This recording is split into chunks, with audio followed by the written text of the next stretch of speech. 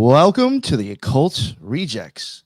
This episode, we got a bunch of the rejects with us tonight with a very, very special guest. But before we get to the guest, let me introduce the other rejects with me tonight. We'll start with you, Julia, Cosmic Peach. What is going on? Let everybody know who you are, just in case the new listeners have no idea. Thanks for having me, of course, Nick. I'm Julia. I have the Cosmic Peach podcast available on any podcast buffet, wherever you're listening to podcasts, and Patreon if you want some extra stuff. But one of my favorite places to be is right here with the Occult Rejects, and I can't wait for this one. It's going to be great. Thanks for having me.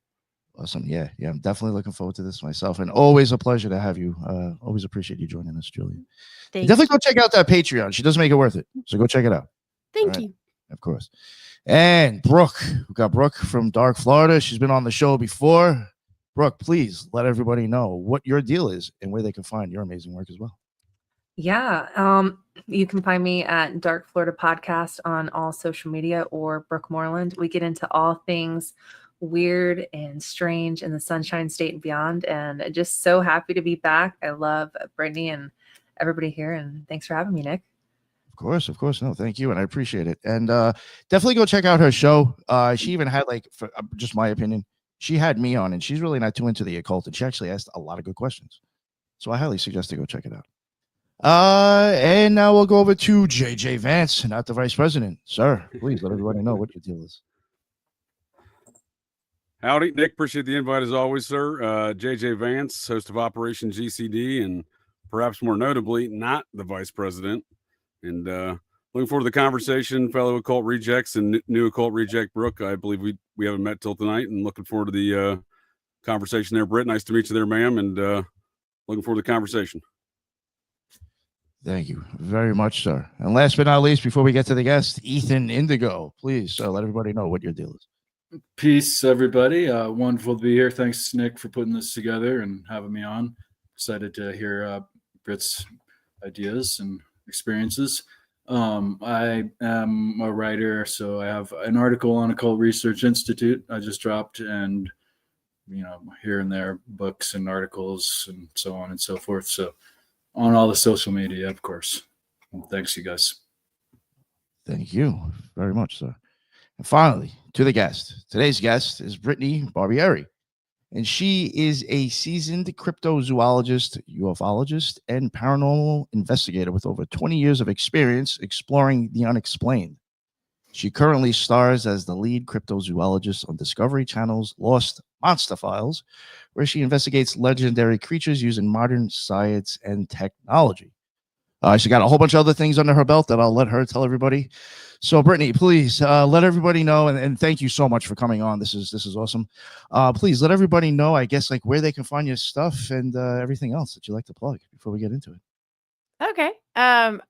Nick, thank you so much for inviting me on. It's really a pleasure to be here and get to meet everybody. I'm very excited about being on here tonight. So currently on Discovery Channel with Lost Monster Files, but my work does go back further than that. Some of the more recent ones, I was with Demi Lovato on her Unidentified on Peacock, as well as UFO Witness with Ben Hansen, who's my investigative partner.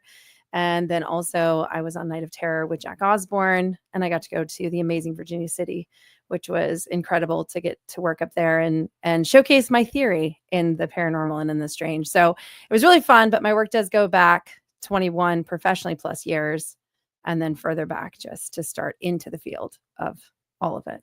So I'm excited to be here, and I can't wait to talk about the strange and weird. Awesome. Now, what is it that maybe just let people know, like, kind of like, what is it like maybe you specialize on more? I mean, I know like the paranormal and cryptid and UFO stuff. Would you say maybe more on the cryptid, or what is kind of like your specialty right now that you're more focused on? It's honestly cryptids was really what got me into this because of my animal background growing up. So cryptozoology is really where my heart and passion is first and foremost. I became a ufologist later in life just due to being into the paranormal. You get to integrate with other people, and I really wanted to dive further because Jalen Hynek was like a superhero to me when I was a kid. I just thought he was so amazing. But the paranormal too, growing up, I was born in Tucson, Arizona, and then grew up in Estes Park, Colorado. near the Stanley Hotel. So we used to go there and have like, they used to do all holiday specials and stuff. So hearing about ghosts and activities like that growing up my whole life, my parents were no stranger to it and kind of encouraged us to stay open-minded to it all. So I would have to say that the top tier would probably be cryptids, and then I would say ghosts, and then UFOs for me. Okay, awesome. Do you have a favorite? Because I love the Mothman personally. Yeah, nice. Favorite cryptid? Mm-hmm. Oh yeah, Sasquatch. There's not even a doubt. Oh, in my really? head. Okay. That's my right. baby. Mm-hmm. Mm-hmm. I love that started big out hairy man. researching Mothman because it's like, the Point Pleasant disaster or whatever. So, but yeah, I love Sasquatch too. There was recently something I watched. I can't remember what it was, but like in some national park, maybe it was Yellowstone, they say that a Sasquatch took a little boy and he's never been seen again. And they did like this whole big documentary on it. Are you familiar with what I'm talking about? Mm-hmm. Yeah. Okay. Yeah. Yep. No, that's kind of stuff really interests me too. Yeah. Is that the Dennis Martin case, Great Smoky Mountains National Park? Oh, I think so. Yeah, that's an interesting case, huh? Mm-hmm. Those ones always really interest me when it comes to the alleged Sasquatch taking a child or taking a person. Those cases always were very interesting to me because sometimes if you look deeper, it ended up just being a fabricated lie that they used as a mystery to hide the body type deal. Sure. So it goes really deep in some of those forests and parks, and it gets dark really fast, which, Brooke, the darker side of things, but it can get dark real fast. And I think people like to use the cop out of aliens and Sasquatch with the mythical, magical element to it to kind of hide some dark secrets. But do you think it's possible though for like that could have happened though, right? Like he got abducted by a Sasquatch. Personally, I don't believe that, just based off of the actual indigenous history of Sasquatch and that type of creature. It would be extremely abnormal behavior for something like that, unless it felt the child was in harm and it was taking the child to protect the child, because there's no actual documented case of any Sasquatch doing anything to a child except these one-off crazy tales that have no merit. So for me, if you go by just indigenous or the historical value of the wild man or the Sasquatch through native, it's always been a very heavy respect, especially towards children. So for me, no, but who knows? Do you think it could be alien? So take Bigfoot out of it. Do you think it could have to do with like an alien abduction or something? Because it's like in those areas with like high deposits of granite and quartz and cave systems. Could it be more extraterrestrial? Well, in the Dennis Martin case, go ahead, Britt. No, go ahead. Go ahead. Oh, in the Dennis Martin, the Dennis Martin case, they did have an eyewitness that saw a very hairy looking man or creature. I tend to lean towards feral human in this situation, but it's very bizarre because the Green Berets from Fort Campbell come in and special forces come in. That's the my part I thing don't is like. the green Right. Beret thing. Makes it a little weird. Because if it was just like a hairy crack-headed guy like out in the middle of the woods, like why would they exist? They exist. Right. Yeah, I know. And then the Green Berets. Like, Green Berets? Right. It's a little There's just a hairy overkill. crackhead? It's Man. overkill. Now, correct me if I'm wrong. They actually told the local sheriff department to stand down right? If I'm not mistaken, the sheriff department had showed up and the Green Beret were there. And he told the head sheriff department, it is time for you to step down. We're taking over. You need to go back. And to me, that was the part that I didn't like, because they completely closed the site and told local sheriff department to step down, that they were taking over. So the government was taking over. And to me, that's strange. To me, it's like, okay, well, what else is going on out there? Like, that's weird. I think it gets even weirder in that case of Dennis Martin. I think it was the National Park Service who had the lead on it. There was sheriff's departments involved. National Park Service also got the stand down from these Green Berets. They wanted nothing to do with whatever they were doing. And I think the lead investigator later from the Park Service, the detective, would later commit suicide. Yes. Oh my God, shut the fuck up. No, I think you're right about that. Yeah. Yep. If I'm not mistaken, I heard that too. Yep. See, that's common though. That happens a lot in a lot of those totally cases, normal. Which is ridiculous. Totally normal. It's not ridiculous. It's like, Right? just a couple months later, that guy's gone, fell off taking a selfie of himself on a mountain. Maybe he unalived himself. Oh my gosh. I there are some cases where I'm not sure if it's extraterrestrial involvement, but I do believe in some cases where there are possible time portals that open up and shift. And there are a few cases where kids and individuals have actually gone missing and come back.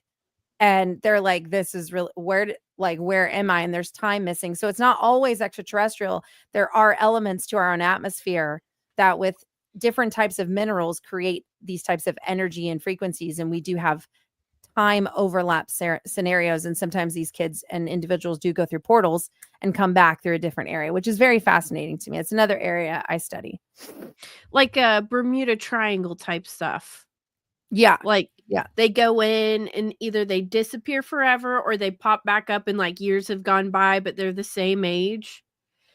That happened actually to a couple of kids in Alaska, I think, and they blamed a Bigfoot, like, oh, the Bigfoot took them and whatever.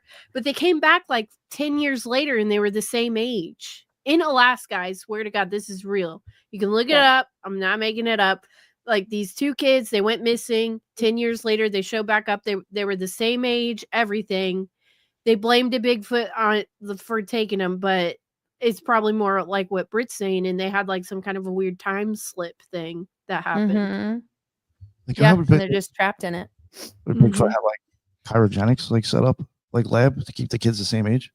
Like how does you know what I'm saying? Like how does it's like Narnia where they go into like a different dimension and time moves differently there. Yeah. So the aging process could be slowed down or advanced, just depending.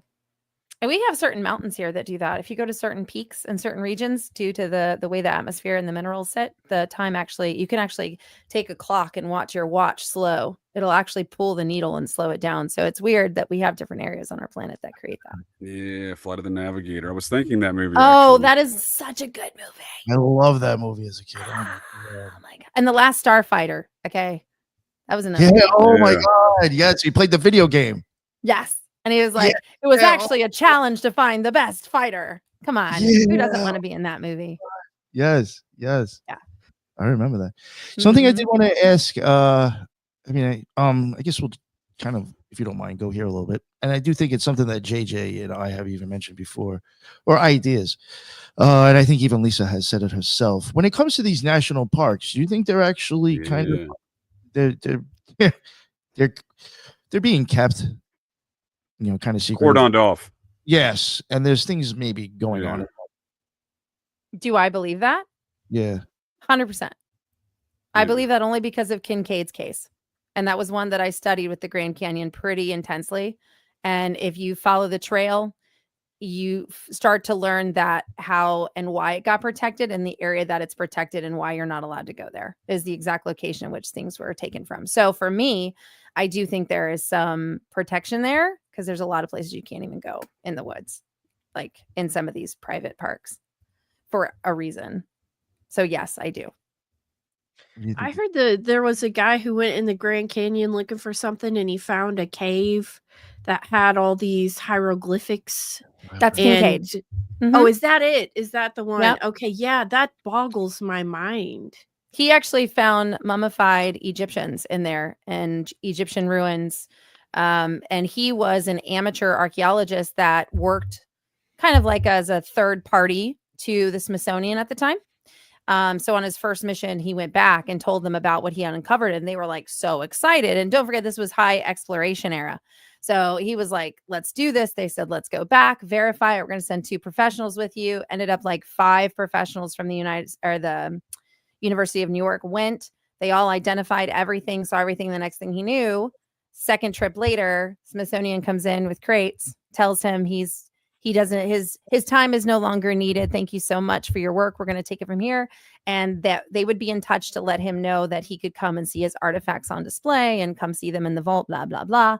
So 6 months later, they basically smeared his name and all artifacts went missing. Typical. Like to this day, like nobody knows where they are. To this day. Uh-huh. And everybody's like, oh, well, I called the Smithsonian. I'm like, you understand? Has anyone ever seen the vault of the Smithsonian? That's a whole different tier, whole other tier. Like the people that are working at the Smithsonian they're not going to be like, oh, hey, Joe. Yeah, let me put you through to 4. talk about the artifact. But this is not going to Mhm. happen. Most of the artifact stuff, you have to have a certain clearance to even go back to see, unless you're doing a show and it's a production in Nat Geo or whatever the case is. Like, they're very particular. So it's funny to me. Well, it makes me wonder because there are so many like ancient aliens episodes that mention, the Grand Canyon. That someone in the comments just mentioned how it's probably evidence of it's like been eroded by water and like a massive flood went through there. But also it's where the Native Americans talk about the ant people bringing them in and taking them to like some inner earth type of environment. And that's always really fascinated me too, because there are depictions of like these big, I don't know, like insectoid looking people, praying mantis type people that took the Native Americans in for the flood. And so the Grand Canyon to me is like one of the most spiritual places on earth, I think. Yeah.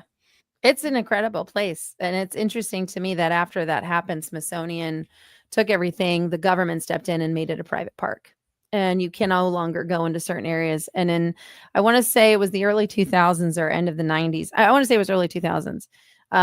Investigators went in there and they're like, we're taking a kayak, we're taking a canoe. They found the steps. That Kincaid had talked about. And a Black Ops helicopter came in and yelled at them to leave the premise like right away. Gosh. And they had it all on camera. They had it all Wow. documented, Wow. had it all on camera. So they're like, if you think they're not covering something up, they're covering something up. And what you were mentioning too, Julia, those were by the Hopi tribe with the ant people. Yeah, the Hopi Mhm. people. Yeah. Which are really cool. well, I love those stories. It's amazing. Yeah, stuff. me too. Well, there's a case I want to ask you about, unless anybody else had any other questions, but Well, I'd like to make one comment on the Grand Canyon mysteries. It go makes you ahead. wonder what the Mormons know. They were the first, Americans out there, right, setting up shop in that area in the mid 1800s. We'll call it circa That's right. 1850. Mm-hmm. Yeah. And what Joseph did they find Smith. and see before anybody else? Right. What do they got involved? their hands on, right? Exactly. But they're not sharing with anyone. Right. Took the secrets to his grave with the golden tablets. But, Yeah. I believe they case- built a train track to that point around the Grand Canyon. There's supposedly remnants of that as far as them taking out objects. I heard. I don't know if you know anything about that, Brittany, but I don't know anything about the train tracks. That's actually fascinating to me. Yeah, that's cool. one of the remnants supposedly Of still being there. Mm. well of them, having a reason to build a train in to maybe get stuff would be To load the it out. likely scenario. Yeah. Oh, no, for sure. Yeah. It was interesting because even in Kincaid's personal writings, he talked about how the crates looked, and it was like exactly the same protocol. So, he worked for them, and there is documentation of his name in certain periods of that time within the Smithsonian as just a, like an enthusiast who was looking into things and an amateur archaeologist. But unfortunately, when you make a discovery like that and they don't want it getting out, we're in the wrong hands. They just, looks like in the past, and I will say allegedly, it's like a smear. I wonder if it was just, simple kind of, for lack of a better term, whitewashing, that they were trying to get rid of the notion of the indigenous people being exceptional in some way or another, or if it was something more.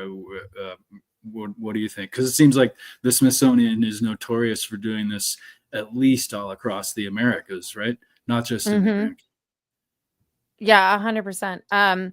For me, I think it has to do with the story of Christopher Columbus and everything in which and who was here first, going back in history. And I think that for them, they have this certain type of story that they are trying to push as a narrative. And when these artifacts come out, it shows that we were way more advanced as civilization goes to travel and find new territory and land. And it would also show that the Egyptians actually went much, much further out and traveled much further for trade or new land or for whatever purpose, for the sake of whatever. And according to their historical stories, it doesn't line up.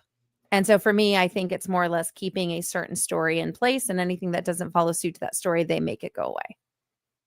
Yeah, I was going to say, like, within the last 100 years, especially in Egypt, that narrative has been pushed. So if they're here, that breaks what they've been pushing for the last 100 years. And especially with what's come out with the pyramids, I don't think that they were just giant sarcophaguses. So to your point, did they make it over here? And the Smithsonians Sure. are notorious for hiding the bones. I mean, there's so many old articles you can Yes. find where they found these giant skeletons, and the Smithsonian comes in and they're never seen again. So I think exactly, what are they hiding? Mhm. I think Well, it's probably that's- just like a sub branch of like a 3-letter agency, honestly. 100. Oh my It god, I has was its waiting for black level somebody for to sure. say it. Yeah. Mhm. It does Well- have its black ops level. I can add some context to this 3-letter agency that started the Smithsonian. It's called the SOC, the Society of Cincinnati. It's the secret society that started America, and they were deeply interested in the mounds. At some point in time, they did start hiding these giants, but I think that was the Anglo influence. So, at the same time, the colonial folks were moving across the Midwest and uncovering all these giants in the Adena Mounds, the Ohio Valley areas, all the way over to like Minnesota, even Iowa, Illinois, Indiana, Ohio, Michigan, Pennsylvania, Kentucky, even some in New York, Virginia. Yep. Louisiana. Like literally all over the U.S. well, these There were were these were documented the cases. specific. Yeah, they were all. Yeah, no, they were all over the U.S. for sure. No, but these the Yeah. ones that I'm referring to are the Adena ones. These are the ones that had the giants in them, and those were Mhm. being uncovered at the same Ooh. time that they came up with Darwinian evolution. So and dinosaurs. So no longer, to counteract what these new discoveries were, right? So this crown history that we live under today with the 1492 nonsense. It's all the same. It's all the same mess. Yeah. Mhm. Agreed. I agree with that. It's Yeah. I don't think they expect people to be smart enough to start finding the holes. Do you know what I mean? Like, I know it sounds Right, terrible, but right. it's like they're That's creating a accurate. foundation that they don't want a break in, because the moment you get a break in that foundation, or your people all of a sudden think, oh, you are lying to us. Well, then what else are you lying to? You lose control of your Right. masses, And so 100. to me, it's always been such a, growing up out west, and especially in Arizona and stuff, the tales of the Lovelock Indians with the giants out there in the Lovelock Cave, and hearing all that story and knowing that story so well. And then when all of them were unearthed and you could go to the museum and see the giant skulls, see the giants, see their sandals, see everything all the way down to the red hair. And I met a gentleman who actually had a red-headed giant in a sarcophagus, like in a casket, basically, in a building he bought out in Nevada. And it's fascinating to me, because it's like, why cover up the story of giants? Like, why? It doesn't matter. We know we have giants even in societies now. It's just it's either a birth defect or there's a lineage there or whatever. Like, I don't understand why the secrecy to giants, but it's been going on for a really long time. And I studied Sure. that even out on Catalina Island. I mean, they smeared Yeah. him too. And it's The Wrigley constant. family. Yeah. Mhm. Yeah. Mhm. And it's been a constant smear campaign on when you find something that doesn't fit the narrative. So they'll Right. remove it, they erase it, and let's not talk about it anymore. And when you go into Smithsonian, so I dug deep into the giants just of Lovelock and the Smithsonian connection to the Lovelock caves, right? Mhm. When they stepped in and said all the bodies have to be removed and there's Native Americans here and all this stuff. And the natives were like, half of those aren't even ours. Like, what are you talking about? Those were the giants is- that our family fought off. This is NAGPRA, the Mhm. 92 NAGPRA Act. Yes. Yes. Yep. Remember anything Yeah. that they came across and said it was Native American ruins, all had to be buried and covered up and removed, right? Out of respect for the Native people. So they would sometimes bring in the natives to help, whatever. So long story short. Go ahead. Go ahead. No, go ahead. I was gonna say they just updated that NAGPRA Act. In fact, we just learned about that from Dr. Greg Little, who I like to call the Mound Doctor. He Did was they? telling us about that last week. Yeah, so all these Adena tablets have now been hidden and returned to tribes and stuff. So what I'm getting at with these NAGPRA acts, they do more to hide the history than they do to preserve anything. 100%. Yeah. And it was interesting because I remember even here in Florida in St. Augustine, when they had the Native Americans on display under the glass, you could see them. Right. The Seminoles were not upset at all that their ancestors, like there were some Seminoles that were like, no, look and honor how we bury our people. Because they were almost towards the surface. They weren't very deep because we live by the water. Everything was low. And so they weren't like ashamed. They just wanted more respect. They wanted that honor. So it was cool to them to see their people being their ancestors, more or less, in their tribes being so honored and having this beautiful display of showcasing the burial. Like, so if you go to Peru, some of those kings are still on display, literally sitting in there as an honor, as like an honor Sure. piece. Like when I was in Peru, I got to go to one of the temples and it was super cool because they're like, we're monitoring the site constantly. The archaeologists were monitoring the site constantly with everything. So there's no worry of grave robbers in this one particular area. And so they said it's more or less to respect the death of this king, like this high king or whatever his name was. And I don't want to say king, but that's basically what his placement was because I can't think of the name off the top of my head. But he was still buried, and you could see the llamas. You could still see everything. You could see his whole dressing of what he was buried in. And it was to honor and show, because they believe taking him away from where his burial site was to like basically disturb him, and he would forever be in an unrest. So it was very fascinating to learn that from that little part in Peru. Yeah. And then you go to other places where they completely take them out. They're doing stuff to the tombs there, and I'm like, but then I got these people that are, and I understand grave robbers are a big deal and a huge thing. So it's just fascinating. It's literally all over. But Smithsonian quarterly, in their own documentations for employees, annually or quarterly, one of the two, I can't remember. I think it was maybe annually. They have to go through and identify giant bone remains in their crates. It's in their paperwork. It's in there. Sure. They have a few digs in the late 19th century. They have a few documented Smithsonian digs where they discover giant human skeletons. So it's in their own studies too. Ethnological reports. Yeah. Yeah. And it's just crazy.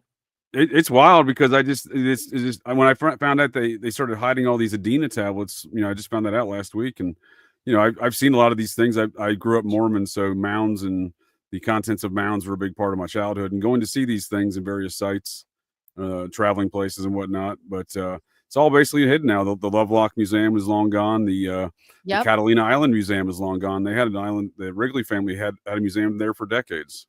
Yeah, now they have like the Catalina Island museum, and they show some artifacts that had been pulled up that you can see, like the giant bowl and things like that. But the actual like real dig pictures and all the stuff has been cut and cropped to like a perfect way, so like you can see that. And they still have some of the old pictures in the back of the museum. They still have some of that stuff back there that if you like ask, they're really cool about it. But yeah, I mean, special password. Exactly. Yeah. I mean, Catalina is interesting enough with all the UFO Brittany. and Go in there and say Brittany. That's the password. Yeah, right. Yeah, right. Well, there is a giant. I think there, well, at least there used to be a giant. I'll phrase it that way. The last time I'd seen it in 10, 11 years ago, probably around that. So the museum in Philadelphia, the Mutter Museum. Yes. It's a medical oddities museum, but the giant skeleton, it's a 7 foot or 7 foot tour, came from an Adena mound in northern Kentucky. Yeah, they said they had him on display because they wanted to show, and correct me if I'm wrong, the pituitary gland.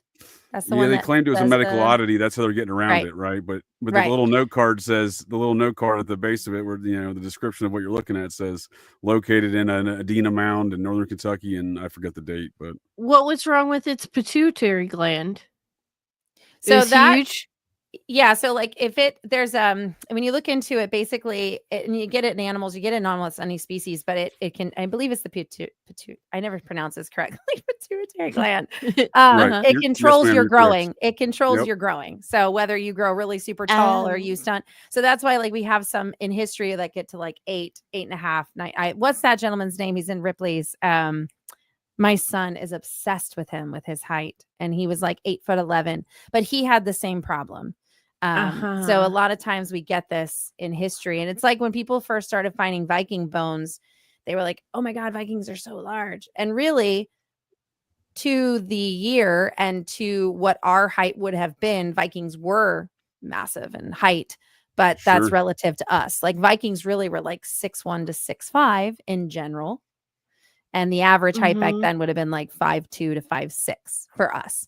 So it was like a giant to us in the sense of the Native Americans. But when Leif Erikson even came over and met with some of the natives, he was stunted to their height. Even some of the natives were much taller than him that were reaching up to 6.5 and 7 feet. So it's fascinating. Like people misinterpreted some of those original sightings as he had come in contact with Bigfoot, but he did write in a particular journal in like I want to say it was like 948 or 950.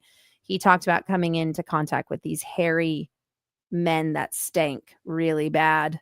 And he had to offer a peace offering with them in order to cross onto the land. So he did write about that, and it was completely different from the natives. And he talked about how the natives coexist in the land with them, and he has to respect that.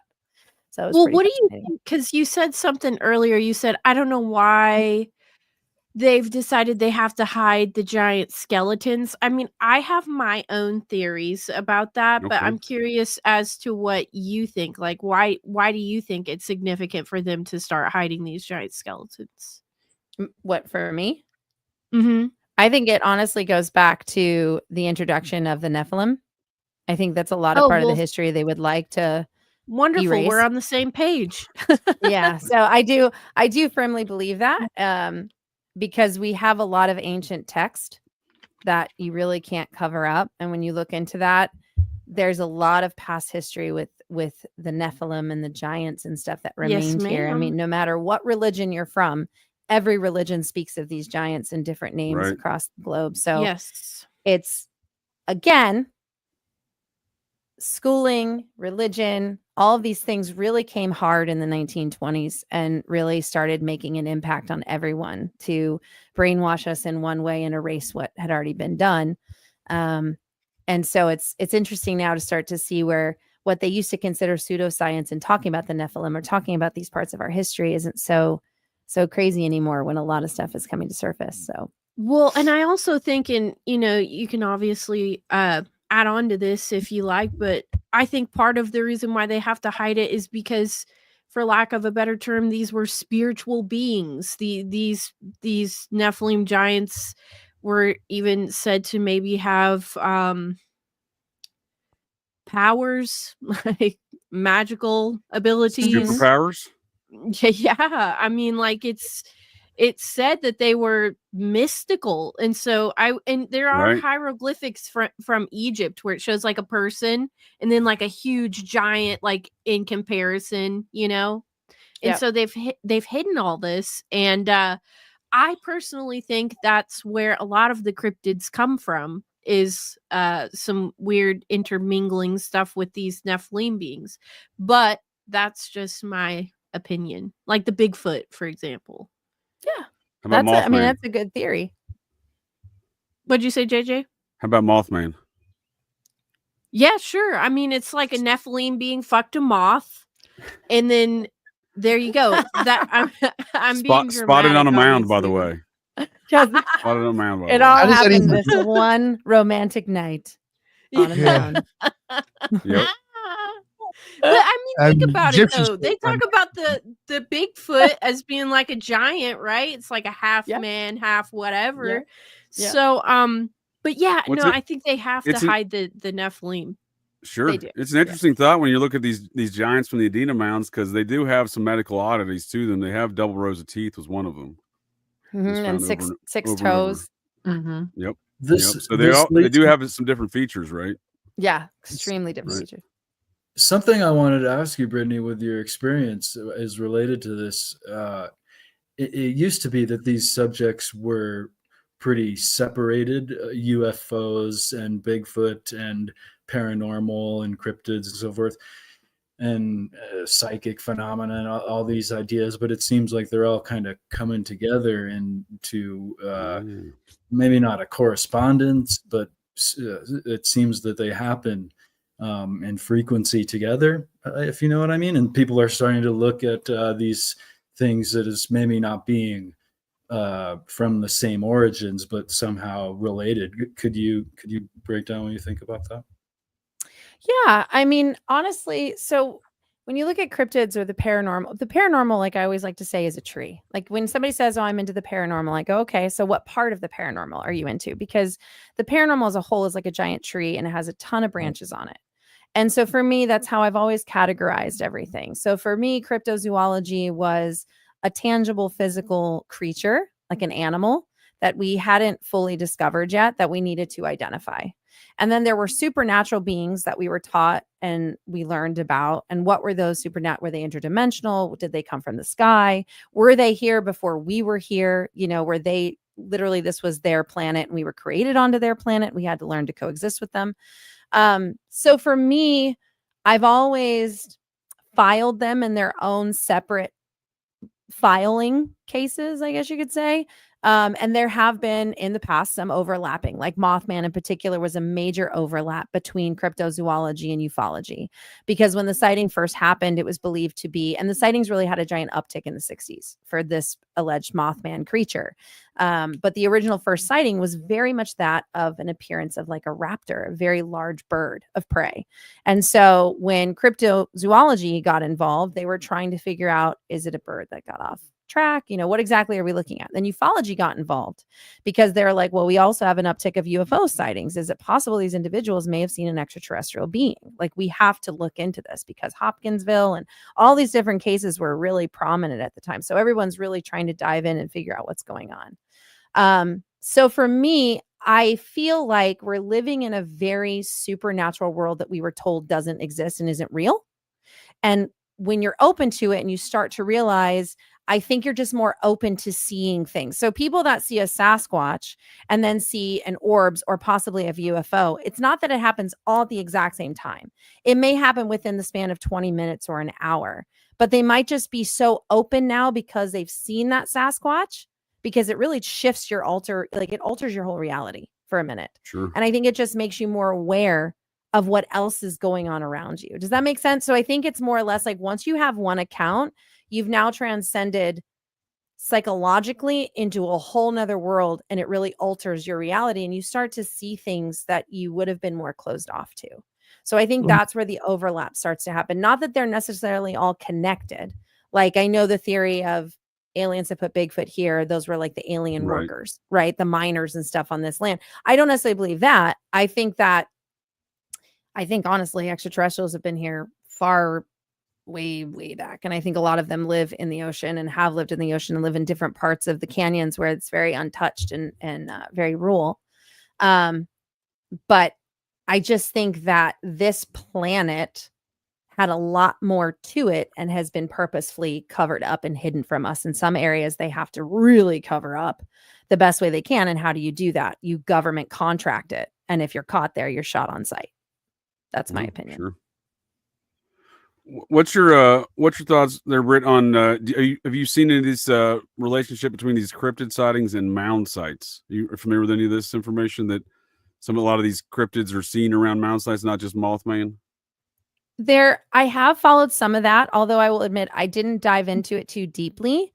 I think it's more or less, again, I don't want to say spiritual. I think frequency. That's the word I want to say. A frequency of vibration that comes from some of these mounds. Yeah. Like in Sedona, you know what I mean? Yep. Sedona has high frequency, high amounts of energy that pulses from that area.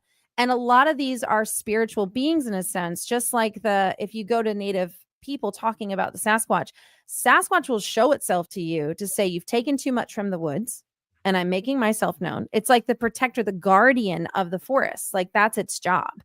And the Native people knew that and respected that. So for me, I just think even with the mounds, those were sacred mounds. So I wouldn't be surprised that Sasquatch would be around in remembrance to maybe, I know this sounds crazy, but if it's more of an animal or even a primate, right? They bond and imprint on people. So whoever was buried in that mound, it's possible that generations of that Sasquatch were bound to those people and they might just show up out of respect. So there's different things there. That's interesting. You know what I mean? So it's not always like, oh, the aliens just spit out a Bigfoot. Right. Like for me, I just think that sometimes there's unseen relationships and spiritual connections that we know we can make in certain ways in life that I think if they're animal or even human, they're going to have the same connection. And that's a burial site. And we don't know what's in there that meant something to them. No, it's an interesting concept. I really hadn't considered that because there does seem to be an extensive pattern with these mound sites and cryptids. I like the window area kind of notion. I've toyed around with that because a lot of these Adena mound sites specifically, there is documented evidence there's significant changes in energy in that area versus the surrounding areas based upon U.S. geological surveys. So that is something that I've considered as well in that. But like Cincinnati, for example, the secret society that started the Smithsonian and their operational headquarters is the Society of Cincinnati. They're the folks that started America. Their operational headquarters, is Cincinnati, Ohio. It's a big mound town, right? So there's the Loveland frog. That's a cryptid. There's the New Richmond octopus man. There's the Alms Park badger. George Washington surveyed those mounds himself in that park. So, these are very important sites to these people, especially Washington and his associates there. And there's also for some reason, years later, we have all these cryptid sites, in Wisconsin Dogman, another mound cryptid sighting, right? So what about Serpent Mound in Ohio? That's another crazy one. And going a little bit further than Cincinnati, my hometown, Cleveland, they have their own cryptids too. They got a Loch Ness freaking monster in Lake I didn't Erie. know that. It's called Bessie. Yeah. Okay. Bessie's been seen a lot. Bessie's been That's seen Moses a lot. Cleveland. Well, and Society of also Cincinnati.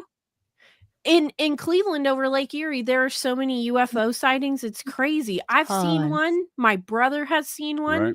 And, not only that, but it's like dead bodies wash up all the time. I mean, granted, there's a bunch of crime and crackheads, but it's just a Mafia. really, it's a weird place. Lake Erie. No, it I is. think the name even kind of sums it up. But Is it still on fire? What was on fire? The Lake Erie. It was on fire, wasn't it? Well, that wouldn't surprise me because you go down there to watch garbage float, literally. Right. But something I wanted to ask Britt about a little bit ago is kind of like what Ethan was saying, like where a bunch of things get like hodgepodge together, like paranormal, UFO, and or like government weirdness. Is hopefully you've heard of it. Is the Dyatlov Pass incident.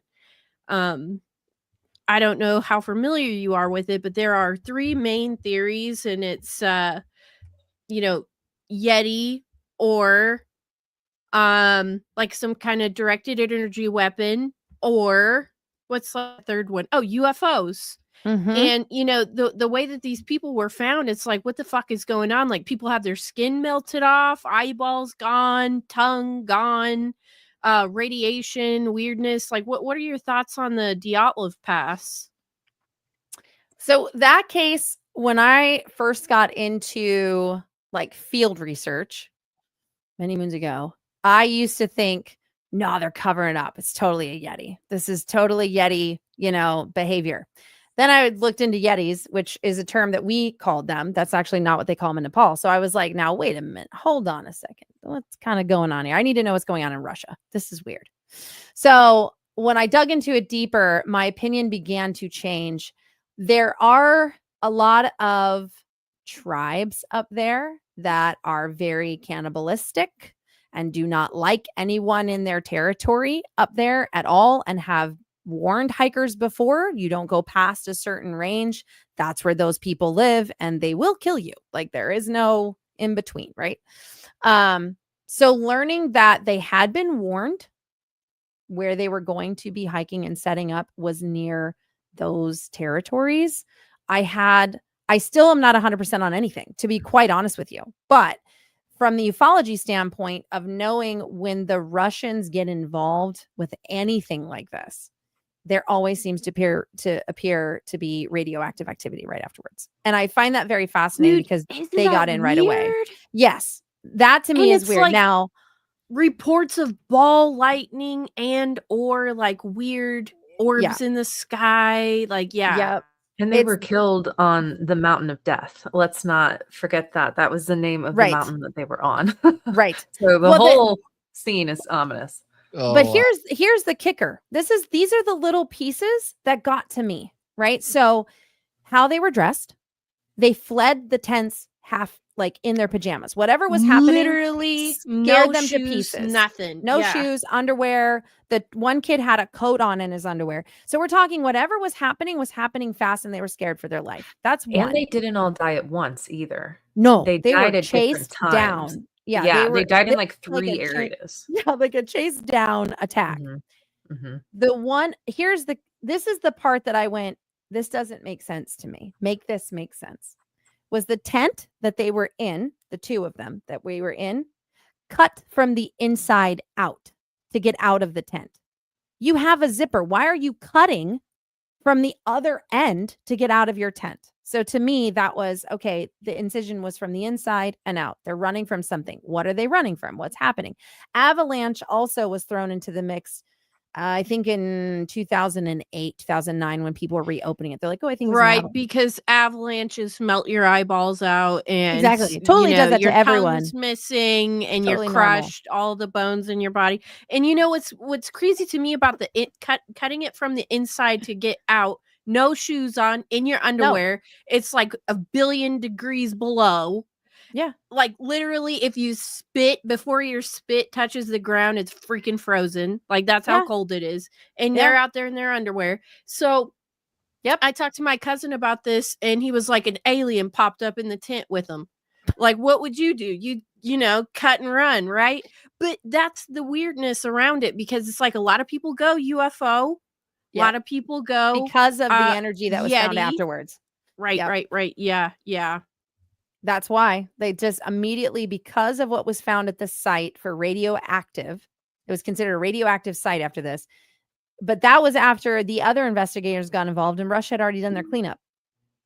So for me, if it's a Yeti, Yeah, or there you're was a hearing lot these of- sounds, you would want to cut from the opposite side. If you're in a tent and you're fighting it, and a grizzly is coming through your tent on one side, but you can cut out the back and run straight up the bushes and get away because he's distracted by your camp, you're going to do that. So in my head, I'm like, okay, maybe that's so it'd be a Yeti type of creature that they're dodging from. But you have one whose eyeballs, nothing else was done to its face, but the eyeballs were removed.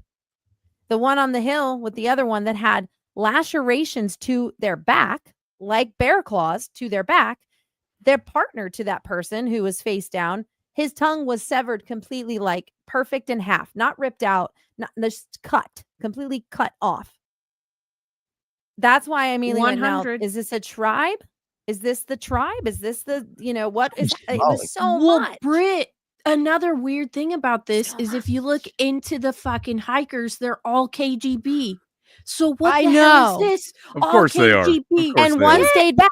One stayed back. That guy's like, thank you, God. I had something else I had to do. Right, Please go right. away." Mhm. Like Yeah, shit. how it's literally the perfect conundrum, because you got like KGB weirdness and then like Yeti stuff, extraterrestrials. Yeah. I mean, one of them had the friend's clothes on, and it was like somebody took a nibble off one of the other friends. It's like it was literally, you're talking about cannibals being up there. It's like they assumed that they started eating each other. Mhm. But really what could have happened is there's some weirdo cannibals that live up in that pass that came down after whatever happened and started biting big chunks out of them. I don't know. The weirdness just keeps stacking when you look at Here's this a case. thought. Here's a thought. What if they were running experimental testing, kind of like how we have HARP? We have a lot of silent weapon testing going around, So what if they were testing a high-powered type of technology? They thought no one would be up on these mountains, right? And these hikers were up there, because I do know that there are some of these tests. And if you talk to some of the ex-military, they said it makes them go insane. It makes them, see things or feel weird or have these anxieties or whatever. So I'm wondering if the Russians were doing some type of testing and this was affecting them, and they were not acting rationally because they were hearing something. We don't know if their ears were bleeding. We don't know if their brain was doing anything, or if they were having seizures. We don't know physically what they were experiencing before. And it's possible that they were hallucinating through this, whatever testing was going on, and they basically are fleeing in different directions and died at different times. And let's just say, for the purpose of not saying it's anything extraterrestrial or cryptid, that the other tribe found these dead bodies and thought they would cut a tongue, take some eyes. You know what I mean? Like, it's Right. possible. It's another possible Infrasound, theory. I think, is what they call that theory. Yes. Yeah. Infrasound, or and the other thing too is some idiot this is Smithsonian level type idiocracy going on with some of this stuff, because they said, oh, you know what probably happened? They were trying to take pictures of this ball lightning, and they fucked up and went crazy and started eating each other, and their eyeballs fell out and their tongue and all this, and they all had swamp gas. radiation poisoning. Yeah, don't you They love were swamp trying gas? to Yeah, swamp gas. literally Yeah. Made movies out of that theory, I think. Yeah. swamp This gas. whole thing reminds me, as y'all familiar with the Yuba County 5 disappearance of those guys in their deaths? Yes. Mhm. It's strikingly it's similar, slightly less literally- gruesome, maybe Less equally as gruesome, mysterious. but similar. Yeah. Yeah, Similar in nature with a lot of question marks behind the a lot of disappearance. mystery. I like There's the a idea of covering episode- things up, though. Like if things go wrong in government stuff, they want to make it paranormal looking, so folks don't, they get spooked out by it. They don't look into it further. I kind of like that idea with cattle mutilations as well. You think Well, cattle the- mutulations are government? Well, the Well, hikers, unless they're they veered testing off weapons or course, something like too. biological stuff. Oh, good, Nick. I just said I don't believe those are what they're presented to us, but how they're presented to us. Definitely think Brooke, something- what did you say? Well, the hikers veered off course. They weren't where they said that they were going to go. And it was too late for them to go all the way back down this ravine. So they just decided to set up camp where they were at. So this was not like a planned stop. So if it was the Soviet weapons test, there were so many gulags around there. One of the guys got arrested and released before they left for the final leg of the mission. They kind of came in on this train station in this town. I can't think of it right now. And basically they were just a little too happy. They didn't look right. And this Soviet officer thought that they were spies. Like he straight up thought they were spies, detained him for a little bit, and then released him and was basically like, get the hell out of here. You can't wait in the train station anymore. And then they veered off course. So if there was some sort of testing going on, I mean, that would be the prime location in those mountains. And Brittany, I wanted to tell you as well, there are some mounds here in Florida, right in Ocala. And to get back to your point, JJ, there are some really strange things that have happened there. I've visited them personally myself, and I've always had this just weird experiences happen there. So much so, like the energy was so bad, I've been driven out of there twice. So we'll take you there, Britt. I love it. I've been Yeah. to the ones up in Crystal River. It's there's 2 mounds there, and I didn't. It's not that fun. Like I was like, okay, I've seen it. That's great. I don't like how I feel here. I just feel like I'm not wanted. Like it's a sacred place. Like you feel like this is sacred to us. You're not welcome here. Like, why are you here? This isn't for people just to trample all over. Yeah. Maybe you don't know. Someone's like, I'm cool. Like they might have even been chosen those locations because they're hot spots or something, like the ley lines, diverge there. I think that, we had the old world Florida guy on, Brooke. I'm sure you've heard of him. Oh, Marco Longo. Yes. Yeah. And he was talking about a bunch of those places in Florida. And I honestly feel like they're just a bunch of hot spots, like where they build certain things. It's significant because our history has been erased and we don't understand it. But the cove or castle, what is it? That the guy levitated the stones. Coral Castle. Oh yeah. Well, so it's on that ley line. Well, and also I just saw something on Facebook today, not to diverge, but Brooke, you might find this interesting, that the wood that is described in the Bible that Noah built the ark out of is only found in Florida. Gopher wood.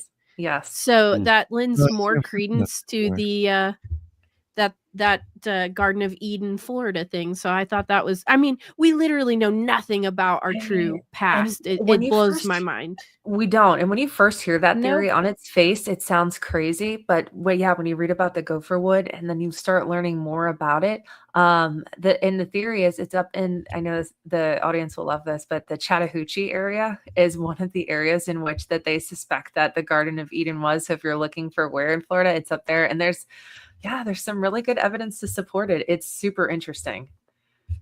That is interesting. Strangely enough, there was Smithsonian. No, we're not talking about anything on here tonight, Smithsonian. We're just talking. We're just theorizing. We're cool. Sure. Leave us alone. Well, I like the idea that weird stuff happens in and around mounds. That's my general theory. Weird shit happens in and around mounds, and folks do like to build on that stuff. Like Walmart, one of our nation's largest retailers, loves building on mound sites. For some Oh reason. my You- god. you can- in JJ, fact- are you serious? Yeah, in fact, they've even fought court battles over it. That's how adamant they were about it. So you can go to a Walmart in northern Georgia. I'm trying to remember the name of the town, northwest Georgia, and they settled the court battle with the local tribe, saying they could build on that mound site and destroy the mound, but the contents of the mound would go inside a museum inside the Walmart. So you can go get your Walmart Wally World experience and visit a mound museum at the same time. Oh my That's god. insane. Out of all the land, really? What? Right. Son Right. of a gun. Oh And this my goes God. across the nation. I've plotted at least 21 sites that I know of that they've built stores on. Okay, That's JJ. ridiculous. Intentionally. That's Intentionally. ridiculous. Did you find this out before or after the South Park Walmart episode where Walmart's the devil? Never seen it, but I agree with their conclusions. Well, I Walmart's mean, the devil. it's a really good one if you haven't seen it, the South Park Walmart episode. But it doesn't surprise me that they'd want to build on significant places like that because they have an agenda, dude. That's ridiculous. That's ridiculous. You know who? I mean, it's a little bit off topic, and then after this, I did want to ask you a question, Brittany. But even Hobby Lobby has actually Shut been up. known for doing some No. weird shit with artifacts. They collect old weird artifacts, and they've also been busted kind of finagling with fake ones, praising them for a lot of money. I'll look Well, into guess that. what, Not a Nick? lie. It's no bullshit. Weird. I love Guess Hobby what? Lobby. Don't tell me that. The weird thing is, it's just like Damn if you're such a Catholic or a Christian, I don't know what they're. What I know it's one of those. Christian. Why are you collecting artifacts that are not of your religion? Dude, That's listen, weird. Nick. Good question. You know where the corporate office of Hobby Lobby is? It's in Oklahoma. Okay. It's in Mustang, Oklahoma, where I used to live. I worked at the corporate office for like Oh, shit. 7 years. Yeah. Oh, shit. I went Intel, go on, Right. Julia. Tell us more. Right. You got the secrets. I only feel Where are the comfortable bones? saying this because literally they fired me because they said that I had integrity issues, but really what it was I asked for a raise and they were like, no. Anyways, I started fighting with them and they said, fuck you, and they fired me. Anyways, I feel okay saying this, but they would throw these Christmas parties every year, and I've met David Green. That's like the guy who started Hobby Lobby, and his wife, and they have some adopted kids, and they're all weird and they're all into stuff. And there was rumors that like one of them had to go to the ER because they put like a gerbil in their ass and couldn't get it Oh, out. man. And like they were I got all Richard into Gere with that. like, dude, they were all just super rich doing weird Nick's rich done. people stuff. Loves And Nick. you know, Hobby Lobby, the Christian company where you put gerbils in your ass and you fucking, you know, throw extravagant $1 million Christmas parties every year and like give out little The artifacts up there, crucifixes not and gerbils. Right. but Oh in So they the smuggle corporate them in. office- Egyptian Gerbil butt is plugs. the word, Right. The word of the day. in the corporate office, they do have some artifacts on display down the hallways. And you can walk That's like so as you're weird. going to like the Why? bathrooms and stuff, you can pass by them and just look at them. They collect this shit from all over the world. See, Like the ones that Asgard, do you're just all the like people say, gauntlet. Like, I mean, what the fudge? Like, Right. that's so I weird just to looked- me. I just looked in brief. They were fined $3 million for smuggling in Iraqi artifacts, likely during the second U.S. I'm invasion. telling you, dude. I'm telling you. God, I don't even want to Right support them after anymore. they But put my the God, gerbil I in their love ass. That put like a What 1,000 the missiles. fudge. I learned something new. This is amazing. I love to learn new Yeah. stuff. This is life changing. So Brittany, Friggin' No, I did nothing wanna ask- tops this now, Nick. Nothing tops this. Oh my god. Frickin' A. I wanted to ask you for I guess out of all the years of experience that you've had, what is the most weirdest place for you that you've been to? And maybe if you happen to know like, Mm. or anything like that, What was the last part? or if you happen to know any history behind like the area that you're at that even makes it weirder too, or anything. Oh my God. Not to put you on the spot. It really is because it's like there's so many I was wondering if places. you had any mound experiences, maybe that would have. Mound experience? No, not mound experience. I've had so many freaking weird experiences. I will say, let's talk paranormal spirits for a second. I will say in St. Augustine, I'll actually just share this account. This was the first time an entity, because, it's always bothered me for a long time. I have different theories on ghosts and spirits and what they are.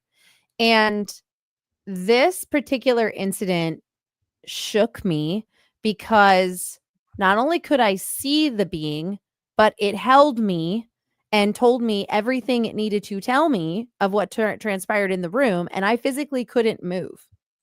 My friends tried to pick me up and move me, and I just started crying. I'm like, I can't. She's telling me something. So it happened in the old St. Augustine Hospital, which is down one of the cobblestone streets. And my friends and I, who they worked up there at the time and held the tours and did the tours.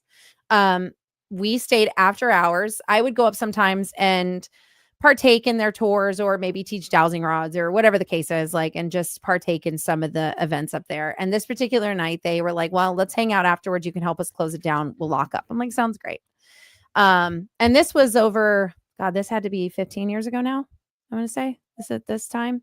So I'm in, we're done for the night. And the whole night, my friend was like, I'm smelling like a, kind of like a potpourri smell, like a perfume smell. And it's just following you all around. And I was like, well, I wear vanilla and cotton candy, so it ain't no way that it's me. And she's like, it's literally behind you everywhere you go. I'm like, okay. So at the end of the night, I go back in where, if you've been to this hospital, it's the secondary hospital. So it's like, they've added on to, it's a long story, but anyway, regardless. So you walk in from where you get your tickets and where the doctor's office was, where the morning room was. Then you go in where the soldiers would have been brought in beds. They would have done the surgeries right then and there. And then there was a back room to it. So I walk back into where they have the fake cot set up where they talk about where they do the amputations and all this stuff. And I literally am walking, and all of a sudden I smell the aroma so strong myself. I'm like, oh my God, I smell it now. I smell it. And I stop just because I'm like, hey, I smell it. And literally within that second, I got grabbed.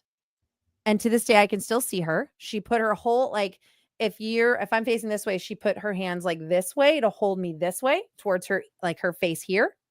And she had her hair up in a bun. She had this blue dress on with kind of a high collar neck. And she's telling me, they wouldn't let me see him. They wouldn't let me see him. He died without me being able to see him. I couldn't tell him I loved him. And I'm like, who? And I'm just crying because I'm feeling all of her emotion. And my friends are in a panic. And her and her husband come over to try and grab me. And they're like, she can't move. She's like concrete. So I'm freaking out because I've never had an experience like this in my life. I'm like, what in the world? I've seen spirits. I've seen things. I've seen things I can't explain, but this was physical touch, a person holding me, telling me all this information. And I'm like, I'm so sorry. I don't know what you want me to do. And I was like, are you with him? I'm trying to ask all these questions. And she's like, they wouldn't let me see him. I fought, but I wasn't his wife. They wouldn't let me see him. He needs to know that I love him. And I'm like, what in God's name is freaking happening right now? So she lets me go because I said to her, I will do everything I can to try and find him and let him know. I will do everything because I'm like, what the hell? This guy's been dead since a long time. What am I supposed to do? And I'm like, oh my God. So then she releases me. She's gone. And then I could physically move. Every part of my body hurt because I was so tense from her holding me. I couldn't physically move. So my friends started researching into it, and because the fires in St. Augustine, a lot of the documentation got burned. But there was a story of a woman who went to the courts there and fought to see her soldier who she was engaged to. And they would not permit her to see him because she wasn't legally his wife. And she fought to make sure that from this point on, all fiancés could see their spouse or their soon-to-be spouse before they died because he was an amputee. And that was the only woman that we could figure out had to be her. And it took months to even find that documentation or that piece of history through individuals of just saying, was there ever a case that talked about and the fiance couldn't see a guy. And like it came from a lot of the historians up there, and they were able to find one case that we all were like, okay, I think that's it. And every time I go to that hospital and I do any investigations there, I'm always like, I'm just letting you know you can be at peace now. He knows you can be together. Everything is fine. I'm like, dear God, I hope to God they're together on the other side after all that garbage. But it was the most intense thing. So for me, out of everything I've ever experienced, that was probably the most intense because I could see her like, I'm looking at you guys holding on to me. It was the weirdest freaking thing ever. And it changed my mind. 15 years ago, I shifted. I went, there's something going on here that doesn't make sense. And they uncovered body parts under the cobblestones out there from where they did amputations. I mean, there's a lot. I worked up there pretty hardcore on a case for about 3.5 months.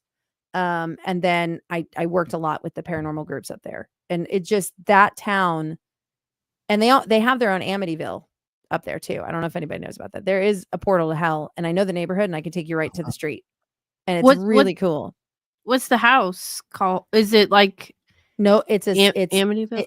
No, nobody knows. It was kept within the historians, and it was kept within the secrets there. So this guy, it was on this one street. There's like 4 really cute homes, and it's on an old cobble street. And so like the cobble street goes through the homes, and then across the home, there's little plots of land. And like on that particular house's plot, there's like an old little barn there, or not like a barn, but a shed. And that wasn't his shed, but the new owners put it in. But in the house, the man ended up chasing all of his children and his wife down, unliving them, then going across to that property and wrote that the devil told him to do it. And then once he was done doing it, the devil needed him. So he had to unlive himself. So then across the way on that lot, he then did it to himself. And so that's I went worse there than Amityville. Yeah, it was intense. Like, yeah. Because that DeFeo guy didn't kill himself. He just went to jail. Mm-hmm. But he said that the devil made him do it. And this man believed this, and he did it to his wife, and his one child was down the stairs with the mom, and then the other one was upstairs, and the whole thing was the devil made him do it. It was like in the early 1900s. What are your thoughts then on like demonic possession and stuff? Like, because we can't talk about paranormal without that coming up, because I do think that, like with the Amityville thing, he was like, oh, the devil, was giving me message. He was sleeping in the basement, and supposedly there was something down there with him. I mean, I don't know what your thoughts are, like demons versus ghosts versus, like guardian angels or whatever. But I think even within the paranormal, there are camps of like, okay, deceased loved ones, check. Guardian angels, check. Demons, check. It's like there are different, and demons that pretend to be your grandma, check. It's like, what are we actually dealing with here? So I'm sure you guys won't find this weird at all because it's me, but I studied into learning how to become an exorcising priest, because there are ways that as a paranormal investigator with the right backing and teaching within their schooling, you can work for a parish and work with a priest, and they will send you out to like do an investigation first to see if we're dealing with a possession, someone that's mentally ill, so on and so forth. I looked into the exorcising and doing the exorcisms myself. And I also looked into demonology, because I have known people, I have seen them for myself, that these dark demon spirits do exist, and they do possess the living without the living even sometimes being aware. And it comes upon us in different ways. And so for me, seeing that, for instance, I'll tell you an account. I was working in a location, investigating a location. And every time I go on an investigation, just because I was baptized Catholic, it's just kind of like my little like, hey man, I'm going to just protect myself against these dark beings, because I do believe even in native cultures, there are dark beings that have roamed this shell of a rock before any life had formed, as almost like condemned spirit soul trapped here. And that's talked a lot in their teachings. So those entities, they're called spirit jumpers too. So when somebody's intoxicated and drunk, it allows those spirits to jump into one's body as a spirit jumper, and it will take over you, which is very fascinating. There's so much to it. It's freaking awesome for another show. But I was wearing my rosary in this location one night, and we knew we were dealing with the demon, and Nobody, not even the people I was with. It's something I do for myself. It was my it's just a connection to me and my grandmother, who was very connected spiritually. She knew all the ways to protect yourself in these environments. And so it's one of those things that's like, I just know I'm protected, right? And I feel very empowered with it, whatever. And so we were talking through the portal and immediately said it didn't like me. And it's called me out by my name. And it's not uncommon for me to go into location and my name is said and spoken multiple times on the portals or any device. And I don't really buckle at it. I'm like, okay, well, who are you and what do you want? Why don't you like me? What is it about me you don't like? And they're like, Brittany, don't antagonize. I'm like, no, I know what this is. And I want it to speak to me. What is it about me that you don't like? And it came back, your rosary, immediately. And I just went, oh, you don't. And my friends are like, what rosary? What is it? What? And I'm like, oh. So I like pull it out from underneath my shirt and they're like, holy shit. And I said, now might be the time for you guys to step aside and let me handle this thing because this thing is dark. And it like went right to me like, I don't like you because you think you're better than me type deal. And it was a very intense night. We were looking for an unmarked grave and we luckily found that unmarked grave. So what made you not want to do that anymore? Because I feel like that's badass. I still do it. Like I do Ed it. and Lorraine Warren type badass with your blonde hair going in, just kicking the shit out of demons and stuff. I do it. I still do it. It just depends on the case. I like I said, one of the cases I worked was 3 months was a possession case. And I 3 months. Yeah. Oh my God. You couldn't get it out of him? No, sometimes if the host is too far gone, it doesn't matter what fighting you do on your side.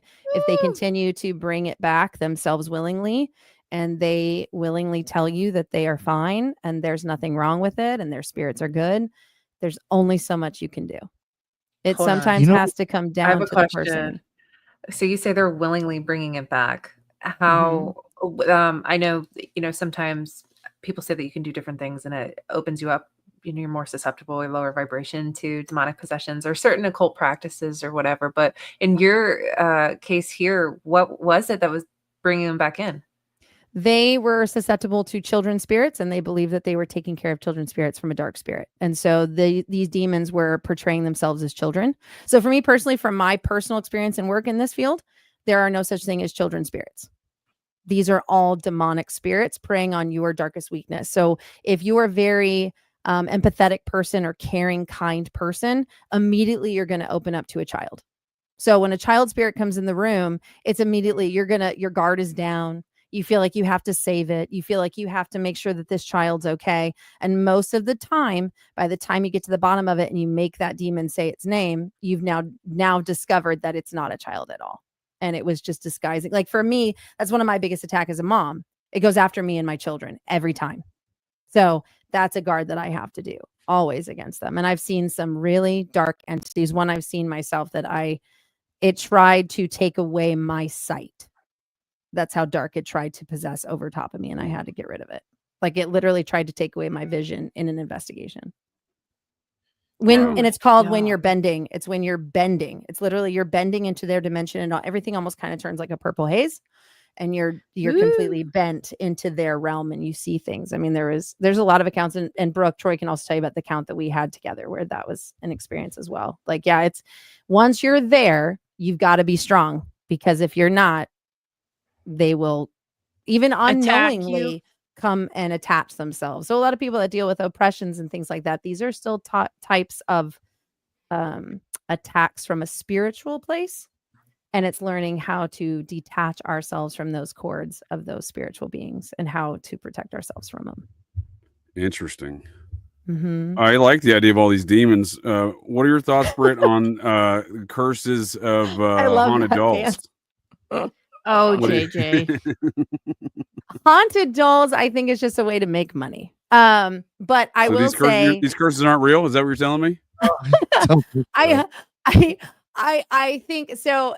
In honesty, the spiritual plane, if it's energy driven, if there's something in it, like when you take the case of Annabelle, the original Annabelle, the owners of Annabelle allowed the spirit in their home and asked them to go into the doll of Annabelle. So you're giving it a carrier, you're giving it a physical thing and you're allowing it, you're telling it. It's like, think of the mentality of like a vampire. You can't let a vampire in your house, can't cross the threshold unless you say you're welcome into my home. It's the same thing as a demonic being. So anytime I leave a place that I know is demonic, I immediately say, you cannot follow me home. You're not welcome on my property. I have a bubble, a hedge of protection on my property. You're not welcome to come.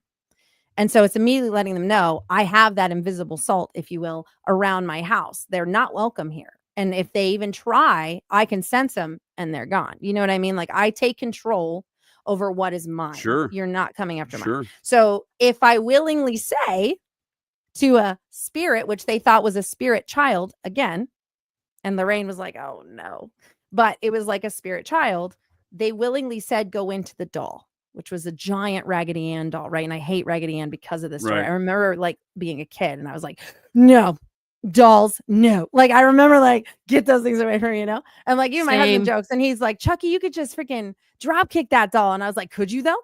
Because he's got knives and he like, dude, comes up he's behind you, murderous you know? as fuck. Like my husband's There's like, no just drop taking kick him him down. Yeah. That's JJ's the one that's haunted him. Yeah. So that's supposedly, well, I mean, that's the character basis of Chucky is Robert the Doll. Yes, with Robert and the Doll? my buddy, yes, and Robert the Doll is actually in Key West. They have him glass cased up. Yeah. Yeah. Well, so Robert, they don't warn folks of it though. I'll tell you what, you might be a mound guy, a mound dude like myself, wandering into an old Civil War fort looking for some history, built on a mound, and find yourself cursed by a haunted for the next 12 or 14 years. Yeah. Well, the good thing is that with Robert, you're safe. They did a ritual to protect the people that come to see him. He has the salt. They did the prayer scripture protection with the glass. So you can go see Robert. Everything is fine. Robert is cute in the glass. You're not supposed to take a picture with him though, right? No. Isn't that the deal? Like, so I took a picture with him. I didn't ask. That's what I mean by the curse of Robert the Doll. I was like, cursed dolls. That's ridiculous. I'll take a picture with this thing. Next day he woke up with he's had I'm not kidding you. I'm convinced. Years. Yeah, I'm convinced I've been cursed by Robert the Doll. This past December I finally came to terms with it and I wrote him a letter. You know, see how that hasn't been working out too well though since then, if you ask me. But find out. He's not over the long term. We'll find out. He hasn't read it yet. It's gonna be like, do you want to play? Do you want to come play with me? Right. From Key West? Want to go for a dive, JJ?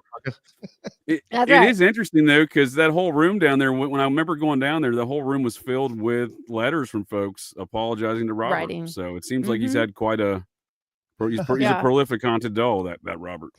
There's so many people that are like, I didn't ask to take his picture. I didn't tell him that he could. Well, and the other mistake that people make in some of those letters is they take a rock from the fort. And that's a big no-no. You never take anything from any place of energy like that. And so a lot of those letters were like, I'm sorry, Robert, like talking to Robert, like he owned the fort. It's like, I'm sorry that I took the rock and I hope that you will leave me alone now or whatever, you know, but it's that unwillingness. And it's also this isn't real BS thing. And it's the no respect in a sense to that entity. And it more or less becomes a taunter, like to say, really?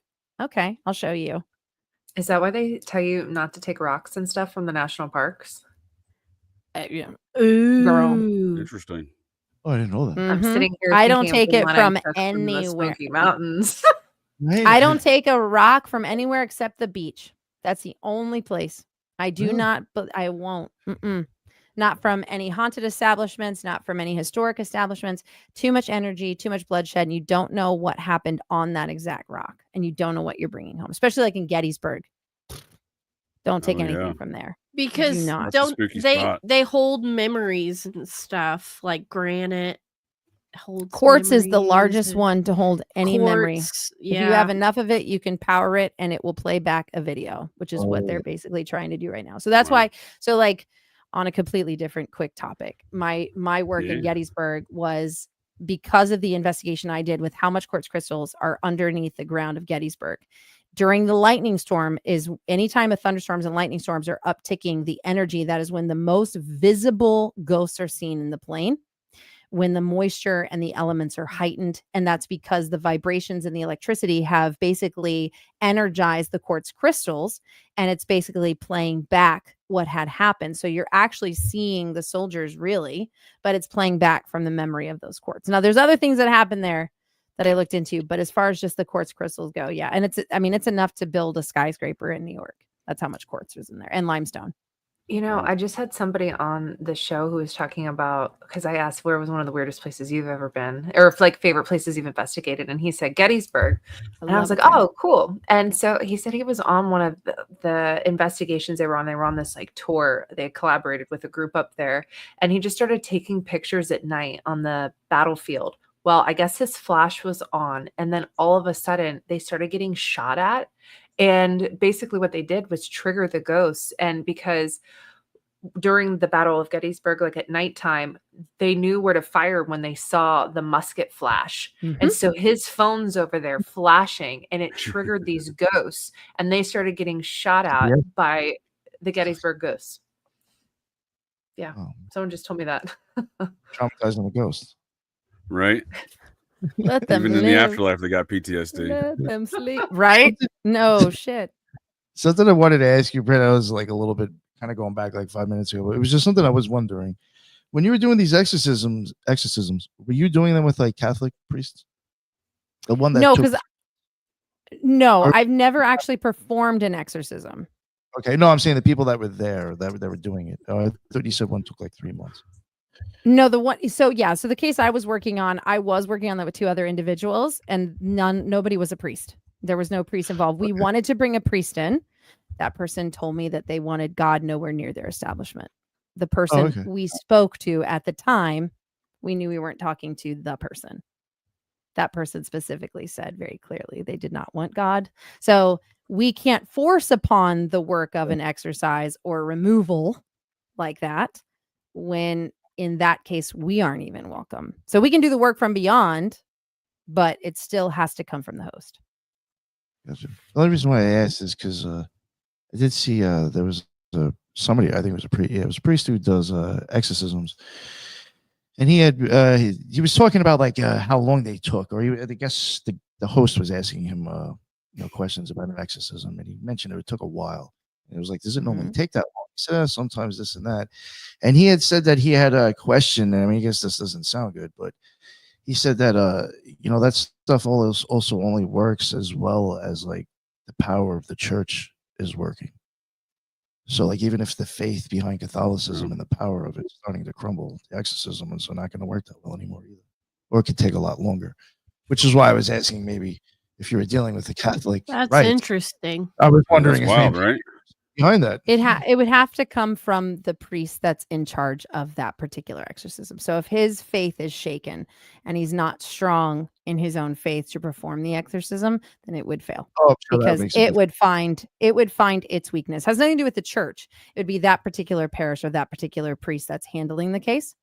If he is not strong enough, or he feels someone on his team is not strong enough, because the fear is if you go in and you're dealing with the particular demon, right? Because the demon will have to say its name. And once you have its name, you have power over it. So the priest has to be able to get to that part. But what the demons will do is they will prey on every single person in the room. So if you're not strong, and you're not strong confidently to know you're just targeting me, this is all fake, this isn't real, it will prey on you in a sense of your darkest secret that no one knows about, your fears, your deepest. It will try to sabotage you into doubt. The moment you have doubt, it now can jump to you. So the priest will not want you present in the room if you're not strong enough, because it doesn't want it leaving one host and go to one of their people or the person involved. So a lot of times when doing an exorcism, family members are not allowed in any of the rooms, because family will be like, oh my God, what's happening to my child? Because they do constort, they vomit, they do things, their bodies. Think of venom to its host. So when it starts to be extracted out, the host is going to experience a lot of physical things leaving itself because it's attached to the soul of the person. So there's a lot of energy happening there, and it happens. So it takes a very strong priest to be able to say, I know what I'm up against. I'm going to do this. And sometimes priests won't even let certain people in the room. If they know there's a little shroud of doubt, they won't do it. That reminds me of the Exorcist movie, the original one. Yeah. Because he's a doubter, Damien, and it jumps into him, and then he jumps out the window and kills himself, Mm-hmm. Well, if you look into the Ed and Lorraine Warren case where they actually went to the court with the possession of the young boy. The devil made me do it. Yes, ma'am. Mhm. That whole case. And there's a great documentary on it for those that don't know. It's on Netflix. But it does explain how if you have doubt, it's all it needs to prey on you to then attach itself to you. Because any demonic entity will prey on your weakest part. That's just what it does. And then it will whisper to you. And so like what Brooke said earlier, how is it knowingly bringing it back? It will convince the host it is gone. And what you're hearing is a guide or a spirit guide or an angel. And it's telling you that it's good and it's feeding you those thoughts. And what you think are your thoughts are actually coming from this entity, making you think, oh, my house is clear. I'm okay. Everything's fine. And I'm good now. And no, I have good spirits in the house now. Everything is good. Everything is light. But it's not. It's giving you that false perception until it has you back where it wants you. Because it never wants to lose possession of you. It wants your soul. Period. End of day. That's what it wants. So the moment you start drifting from it or you meet people that are trying to remove you from it, it will devour you even more and make you very either sick, too hard to be around, just different elements. Your lifestyle changes. You do things you normally wouldn't do. You become very solitary. You don't like being around people so much anymore. They want you isolated so that they can eventually have you do something to yourself that permanently gives them your soul. I think there's like maybe, you can disagree or agree, but there's like levels to it almost, because I swear I've worked with some straight up That's demons in my life. It's like people that you just cannot, you're like, what the fuck? And I mean, they're not like riding this Hobby around. Lobby? They're like, dude, for sure there's some demons working at Hobby Lobby. But in I think secret, there's like levels to it. And I think like childhood trauma, rape, things like that, you can open you up to getting like a little passenger inside you and you don't even know it. It forms an entity. Any type of trauma like that eventually forms a type of entity. Lucy Rose in the comments just pointed to parasitic stuff. I was going to compare it to Toxoplasma gondii, which it turns out is pretty common in the world. And it makes the rats or mice have less fear of the smell of the cat. And so it'll approach the feline instead of having that natural fear of. And with humans, it makes us less afraid of extreme circumstances. Which maybe that's good. I don't know. So I feel like in the case of that parasite, it kind of lends like a little bit of, hey, you can do it. Go for it. Yeah. Do the gusto. And maybe poor decision making with that manner of thinking too. But it's the spiritual parasites are very much like that too. They'll psych you out with some kind of belief that you can make the jump, and maybe you obviously you can't. You would be able to see that and type of thing. And so it's like they give you a little bit of this feeling of reward when in actuality they're just leeching off of you. Have you seen those parasites under a microscope, Ethan? They look like demons, like Old Testament ass-looking demons. You need to look at them shits. And, I do a parasite cleanse once a month because I'm really into this. I think parasites are demons, and you ingest them into your body through all kind of weird food and shit. Pregnant people can't even be around litter boxes because of that toxoplasmosis, whatever. I got a little shithead cat. He's not my cat. He lives here. He was here before I got here, so I got to put up with him. He shits outside. He pisses outside. He don't come into the living room. This is his area. If there's something going down, he can stay in here temporarily, but he don't come into the house. I'm so weird about parasites. Should we call ICE on this cat? Is this an undocumented immigrant? What are we talking about? Oh my God.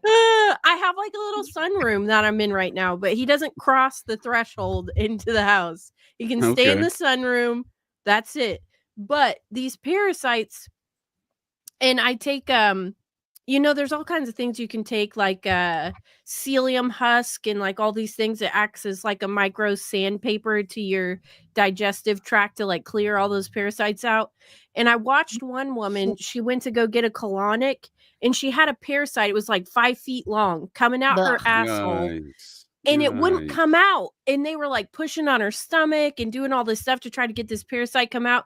And she said, in the name of Jesus, this parasite is going to come out. And it just like squirted out of her ass into the tube, down the hatch. And that's why Down I the say hatch. these parasites are Did spiritual. they burn it?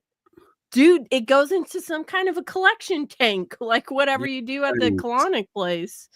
But they Ghostbusters are testing. spiritual. Yeah, They're for spiritual. But- And they're demons. When you were talking about, trauma being a gateway, shameless Yes. plug here, May is Mental Health Awareness Month, just saying. And I think therapy is really important. I know I was going through some stuff from some trauma that had happened in my childhood. I felt like it was a spiritual attack on my dreams. I was having these really like prophetic sort of dreams, like where I was fighting something and I knew this was not a regular dream. Long story short, it pushed me to getting into therapy.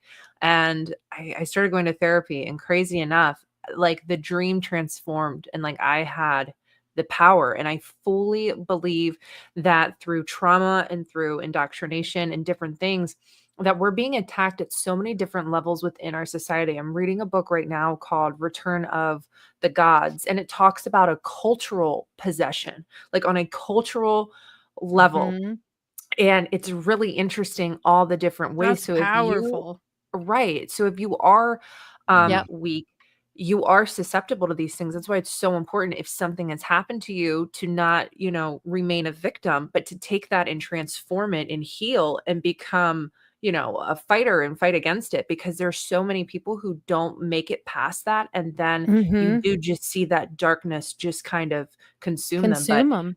yeah, the cultural possession is really interesting. I'm really excited about this book.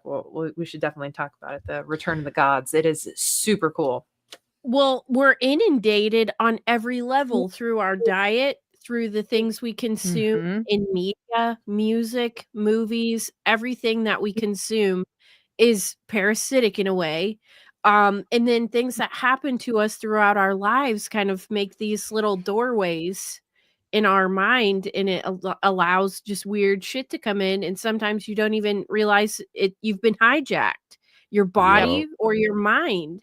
So yeah, I think it's actually kind of scary. I know some people, it's like Britt worked on a guy for 3 months and then he was like, just fuck off, I guess. But I mean, to admit that you have a problem too, because a lot of people just walk around with like these blinders on, like, oh no, I'm cool, everything's good. I have sleep paralysis and night terrors and XYZ, but it's all good in the hood. It's totally normal. Mhm. Right. Like JJ here, for example, he's so fucked up. He's got a fucking curse on him from Robert the Doll. He can't get it off of him. You need to go have a colonic, JJ. Is that what my pretty problem is? sure- Colonics? Yes, you need to get your butthole cleared out, drain the pipes, get all the Yikes. parasites out. I think I might side with the curse of Robert the Doll rather than letting someone run around my butthole. Sorry about that. Joel. Appreciate Can I the- ask, how did you know Appreciate the you were recommendation. cursed? What happened What's- to where you were like, what point were you like, oh crap, I'm cursed? That's a good question. I suppose it was the culmination of activities in my life over the subsequent tenor. I was really around year 6, I'd say. It was around the first week of December every year. 6 starting years around it year took you 6. to figure it out. Yeah, I'm a 6 Scots years. Irishman. I'm pretty stubborn. I'll fight myself if there's nothing else to fight. You know what I mean? So so around year 6, I was like, this is a shitty year. This could have worked out better. And I was like, what did I do wrong? What could I have done to change these things? I'm like, well, it's not like I'm not like, parachuting or skydiving or something, doing things ridiculous, or I'm a, drug user, these kind of things. So, I eat healthy, I exercise, et cetera. So, and then, just random things that you really can't account for health wise, life wise, et cetera. So year 6, I was like, man, this kind of seems strange. And then by, I'd say about year 12 this past year, I finally was like, all right, each December, that first week of December, I'm like, all right, let's review this situation. And then this past year, I was like, that's it, fuck it, I'm just gonna write this stupid doll letter. This is ridiculous. It's Maybe something you could have do a too. shitty And life, JJ. If you really think you're cursed and you think it came from the doll, the best thing to do is try and get into a meditation, to a very deep state of meditation. Visualize the doll and visualize a cord between you and that doll. And imagine yourself cutting it and telling him he no longer has control over your life anymore. You're taking right to your life back. Thank you, ma'am. I can certainly try that. It's worth a try, especially as opposed to anyone written around with some colonoscopies or whatever. It's not a colonoscopy, asshole. It's a colonic. They squirt water in your ass and then they clear that's it worse. out. Come on, you're not making it sound better. No, I appreciate that, Brett. I'll certainly try that. I do honestly. I do joke about it, but that's what I'd like to joke about everything in life. So I like to find humor even in the darkest corners. Yes. Oh yeah, you kind of have to, you know. Yeah. Especially when you got a haunted doll, creeping up on you for 12, 13 years. You know what I mean? And just figured it out after 6 years of the damn thing. To be fair, I was just ignorant. I was aware of it. I just didn't want to accept it. You know what I mean? It was a stage of denial at some point. You know what I mean? Yeah. Well, I was going to say something about a comment Britt made earlier, because I grew up in a haunted house for real. And I've talked about my experience on several different podcasts, and when people hear it, they'll ask me to come on and do the story again. And I always love sharing it because it makes me feel a bit better about it. Like this really happened to me. Sure. But it does open your mind up in a way where your reality isn't reality anymore. And I think it did make me more susceptible to, I have a conspiracy theory podcast. I like to talk about paranormal. I like to talk about all kinds of stuff, but it almost makes me wonder if I didn't have that experience as a young kid, learning that there's more to reality than we've been told, if I would even be interested in some of this stuff. So it's like you were saying, it's not even necessarily that like UFO and like paranormal stuff or cryptids go together, but it does make me more open to seeing those things because, as an adult, I've had experiences and, like seeing stuff, and I'll ask my friends and say, oh, I wish I could see something like that. I never have. And I don't know. It makes me wonder. It's like you have the initial experience and then everything after that is just kind of like you expect weird things to happen to you almost. And they do.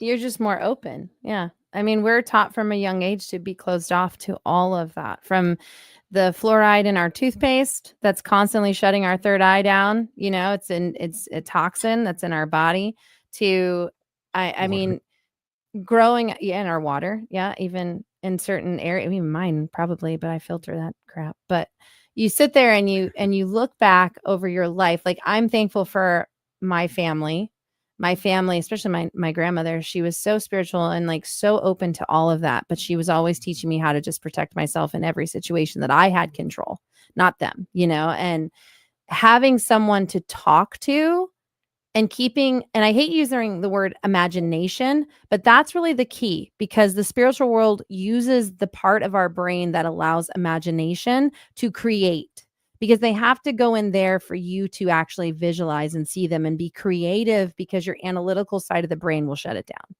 And when you go back through history, we have been indoctrinated that none of this is real, none of this is true. And if you have any type of gift, no matter what that gift is, you were insane and you were put into an insane asylum, and they were drilling it out of you with different types of tools and techniques, and you were just going to be drugged up because you were not fitting into their perfect society. You needed to be removed, right? So if you weaken someone's mind, you have full control over them. The moment you have somebody with a strong mind, they start finding the holes in your so-called theories. They start finding the holes in your ideas and your agendas and your plots, to where now you can't control that individual. So somebody with telepathy, get rid of that person. We can't teach that. That's got to go. Somebody that has the ability to move objects or bend objects, get rid of them. They've got to go. Because now you're showing these people that they might have that gift too. That can't happen. And we're all given or that gifts. It might be common, more common than they not. definitely don't want any people to think that it's common, which is like why I think they got to start kids off like kindergarten, first grade, second grade, third grade. It's like, okay, they're in kindergarten now. Let's send them into the concentration fucking camp. And it just like drains their little spirit out of them. They're in a concrete building. Their feet are not on grass anymore. They feel no soil throughout their day. They're not connected to the earth. They're No in sunlight. concrete buildings, no sunlight. Exactly, JJ. They're constantly being indoctrinated by one book to the next book, and Yeah. this is how it has to be for 8 hours of a day. And if the parents are trying to work their butts off to supply food for them and a life for them and a roof for them, the kids aren't getting the stimulus with their parents outside or being free of that. They're put onto a tablet. They're put onto something. You know, when we look back just to the 80s, how much Yeah. our lifestyle has changed. I talked to my folks, and my folks said, no, we actually would have to have breaks during the day to go do physical work outside in school. We don't do that anymore. There are things that have been completely removed to structure a very controlled society, to give them full control over us. And honestly, and I'm saying this from a personal outlook, my son is on the spectrum. Learning him, watching his brain, and not by the spectrum of severe, he's high functioning with sensory processing disorder. And watching my son and how his brain processes the world from color to sound to everything, and learning other children like him and seeing that they speak to one another without using their words, but they will have full conversations where my son will say, well, he was telling me this. And I'm like, how? You weren't speaking. Okay. They literally know a type of telepathy within themselves that they can talk to one another. It's really fascinating, especially when you talk to the therapist with it. And being a mother of a child with that, I now believe that they are the normal ones and we're not. I believe that we were so controlled into a narrative when we were younger. How many of us from the 80s to 90s, when you would hear somebody was autistic, you're like, oh no, right? You were told that it didn't matter what part of the spectrum they were on. You just thought, oh, that poor child, like they must live with nothing in a chair in a room somewhere in pure solitary, right? But that wasn't the case. We were being lied to about it. There was multiple things that we all have. I hate noise. Doesn't mean I'm on the spectrum. It's just something within my brain with frequencies, certain noises I can't handle. But if I was to be diagnosed now, they would have a bunch of verbiage for what I had. But I think it's the part of me that's heightened that I'm not supposed to squash down. I need that heighten of sound so that I'm more apt to hearing different levels of frequency that our world around us want to eliminate. Like, for instance, to not get off topic, but quickly about sound. Our devices we used in the early 90s and 2000s, when we were doing EVP recording, it was done through a type of recorder that you'd put the actual like cassette tape in, put it in, and then you'd hit I have it. Where did I have it? It's here somewhere. And you literally, because I still use old school. You know why? Because it recorded every single frequency in that room. It did not silence a single frequency. That's why, to date, they are still the best recorders to capture electric oh, forget it. It's gone. Brooke, save me. Somebody say it. Phenomenon voices, right? EVPs. It's backwards. You guys know my brain is shutting down. It's after 9. Anyway, when the new technology came out where they started using electrical for EVPs, when you actually get into the coders, do you know that it went from, let's just say, I'm just going to throw out numbers so that we all understand, like 50 frequency waves to 12. It would drown out all those other frequencies because it felt it needed to focus on whatever was just speaking directly to the closest to the mic, not what else was in the background, the ambient sound. But unfortunately, by doing that, you're removing all the layers of frequency where we don't know where that spirit is crossing through in that element. Because even when I was taught, it was like if our time could slow with angels' time, we'd be able to see them. So everybody's living in a different frequency in a different time. So if we drown out half of those frequencies, we're losing the sounds. We're losing them. So I refuse to use all the newer too advanced tech because they're programmed to eliminate and isolate different sounds, and we're losing those frequencies. So it's the same thing with our brain. They're purposely rewiring and removing elements that we need to basically help us to grow and have our brain continue to grow and as a society grow. What the hell happened? Wow. I guess we were Nick, getting what did you too real. do? Yeah. That was so well said. She Oh, I got thought I cut off. out for a second. Okay, I'm still here. Yeah. Wow. That was weird. Okay. She was really getting to a good She point. was dropping too. some I was about to bombs. say, dude, I was fucking out of my Oh, Damn. Okay. No, it's just That was that wild. Britt, oh my God. You were just getting to the good part. Government talk, baby. They shut me down every time. Yep. Not joking at all. Something I say, it happens a The lot. Smithsonian's here. They're in the chat. Owned by the government. Just Oh saying. God, I need to show up. That was a great present. That was a great thought, Brittany. Thank Mhm, you. It really Sorry was. I got it was. kicked off, but My It's okay. it is what Well, it they is. also they hit kids through like the school provided lunches too. It's like when I Sure. was when I was in school, like in the early or the late 90s, early 2000s, I they did know. didn't offer you water as part of the lunch. It Yeah. was like 3 different kinds of milk or orange juice. You didn't get water. You went from what 7 in the morning until like 3 or 4 in the afternoon with no fucking water. If you got water, it was like the rusted out nasty hepatitis drinking fountain that like all the Yeah. kids put their whole mouth on. It's like I'm not drinking that after like that fat kid just put his entire mouth over it. Like I would be so dehydrated, and then I go home and it was like, oh, drink a Coke, it's like All sugar. it just became popular processed for and like sugar. kids to take their own water bottles and shit to school. I would have Mhm. loved to have my own water bottle. But anyways, my point is they've poisoned us in every way possible Yep. through what we're learning, through the things that they're feeding us, everything. If you look at a cafeteria lunch from a public school, it looks like some shit from like San Quentin. Like, why am I Yeah. eating prison food? It's like, Right. bean curd, nasty ass fucking. It looks like the meat was dehydrated and you just added water to it and mixed it up. I mean, this is what they're feeding our kids, and then they're getting regurgitated all this history bullshit. This is this, and the Egyptians built the pyramids with Right. carrier pigeons and Hebrew slaves with whips and chains. This is what we're giving our kids, and then we wonder why they grow up and be Jeffrey Dahmer. Because of the school lunch. I love the comeback. It's a I bit love the extreme, but- callback to this. Yeah, it's like, and that's Jeffrey Dahmer. Right. Right. Ted Bundy. Freaking A. That's right. School lunches Freaking did it, huh, school Julia? systems. Yeah, it's the school system. The schools, the whole Turned 'em system, all. the whole system turned them Well, into and serial there's- killers. I feel like one thing that they can't argue, like it's an indicator that, wait, you kind of want to hurt us. It's 2025, and I don't know of any food packaging that's safe. Plastic Right. cans have BPA. Yeah. I mean, glass. Okay, there's some glass bottles of various foods that are safe, but it's like, how are we have every packaging is promoting more poisons?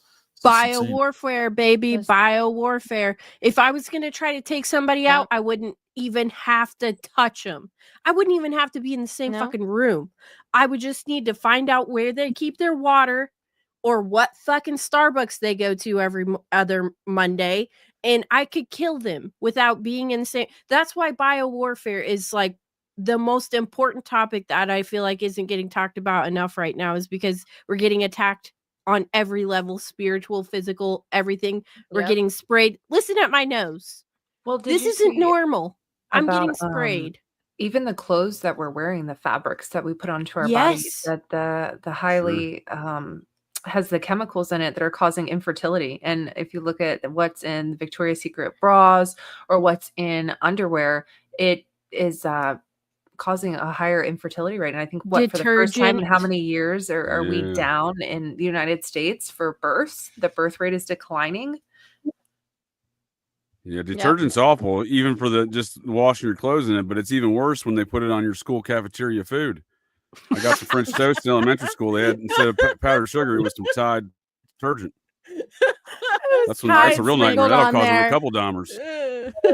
So maybe it's not Robert the Doll, JJ. Maybe That's this what I was goes thinking. way further Maybe back. it's the school bud. cafeteria lunches. We're onto something here, I think. I'm telling you, there's so much to it. So much. And again, an even better reason to use a colonic, JJ. You got to flush all that 1987 flush out that yeah, Tide. we're taking Out it of your back, man. beehole. Taking it back. Back to that. All right. Was there any questions anybody else wanted to ask? I think maybe we could probably wrap it up here. Maybe if Are you guys want one. working on anything new, Britt? I do Good have question. some stuff in the works that I can't mention or talk about yet. But as soon as I can talk about it, I sure will. I mean, there's a lot going on. Just a lot. And if anybody wants to follow, I try and give tidbits of information through my Instagram. I'm not on TikTok. That damn thing. I'm frustrated as shit with TikTok. I said Same. nope, not doing it. So I'm just on Instagram, but I'm very active on there. I love interacting with everyone and talking to people. I'm not one of those that think I'm above anybody, so I don't give a shit. I'll talk to everyone. I'm cool with, I like talking to people because I like theories and conversations. So that's where I'm the most active. And then I have a Facebook page, but it's mostly just private for family and stuff like that. Again, too much social media. I can't handle it all. I'm like, just give me one outlet to talk to people. That's like, I come from the Right. MySpace era. Okay. So Me just give me too. one. I like that. Give me I like one, that. just one avenue. But yeah, so that's about it. Like just hanging out, taking care of some stuff. What is doing your stuff now. Instagram, by the way? It's Brittany_Barbieri_. So pretty simple. Just Nice. I couldn't get just simple Brittany Barbieri because apparently there's another one out there. What? Created by the Smithsonian. Yeah, I'm telling you. Yeah, they're gonna take my stuff, you know. Yeah, no. And once we get off this, I'm actually picking up my my friend Marissa Tejas from Belize. So she's coming to town. So I've got to go and pick her up from the airport tonight. So it's gonna be fun. Oh, Oh, that's awesome. Yeah. So just a lot. It's like there's always something going on. Always something. For sure. all right. Well, I had yeah, I had one comment, Nick, to follow up on. Great conversation as always. Great to meet you there, ma'am. And fellow occult rejects as always. Great convo. If you all or any of the folks of the interwebs wanted to visit that Walmart I was talking about with the Mound Museum, it's in Canton, Georgia. You find yourself traveling between Atlanta and Chattanooga anytime soon, you need to take a Walmart break. Stop in there, check out a Mound Museum while you're at it. I'm going to be heading to Canton. Atlanta in a couple weeks. I'm going to be like, Wow. we're stopping off. Literally same. I literally wrote that down. Yeah, going to Canton. I actually not like a Georgia. paid-for There's a lot of advertisement, fun but, spots there. No, but we're going. No, there's a lot of cool sites in Georgia that is region for sure. haunted. Yeah, it's super haunted. That northern area. Was it Georgia? I want to say it is Georgia. I'm going to look it back up later. But if you Google, I do think it's Georgia. Was it Georgia I was in? Yes. Near about an hour north from Jekyll Island, the werewolf girl. Oh. Yeah, you can go to her grave. Definitely look up her story. It's really great. Ooh. That's all I'm going to Yeah. say because I want you all to look into her. It's a great story. That the legend is like, was she really a werewolf? What was she? Blah, blah, blah. It's crazy. It's good stuff. Nice. cool. Definitely check that out. Yeah. All right. I guess we'll let everybody just remind there's everybody's shows and stuff. Julia, we'll go with you. Julia, let everybody know where they can find your work again. Thank you, Nick. It was a great conversation tonight, Britt. I loved it. Love everything you said. We'd be besties if we weren't millions of miles apart. You can still be digital besties. Jeez, yeah, Julia. digital besties. There we go. Thanks for everybody putting up with my voice tonight too. I sound like Fran Drescher, but hopefully it'll be cleared up by the next time we get together. I'm Julia, Cosmic Peach Podcast, wherever you listen to podcasts, and unofficial or official Occult Reject, whichever one you prefer. Oh, official. Thanks for having me, Nick. Yes, of course. And Brooke, let everybody know where they can find your show, please. Yeah, you can find me wherever you get your podcast, but Dark Florida Podcast on Instagram. Come over and connect. And yeah, thank you again for having me on. This was great. I love this conversation. I feel like we went down avenues I wasn't expecting, and that's what I love. Yeah, it's much different than I expected. It went a lot better, actually. JJ, let everybody know what's going on. Great combo, JJ Vance, host of Operation GCD, live Wednesdays and Fridays with Nick on our Friday show. And once again, not the vice president. Do not vote for me in 2028. That's, last but not least, Ethan Indigo. JJ. That was awesome. Thank you guys for all the information and JJ for all the laughs. The article I just finished is on the Circumpunct as a meditation tool on the Occult Rejects Institute. Brittany, that was wonderful to talk with you. Thank you. Thank you very much, Ethan. And Brittany, thank you so much for coming on. And let everybody know where they can find all your stuff again, please.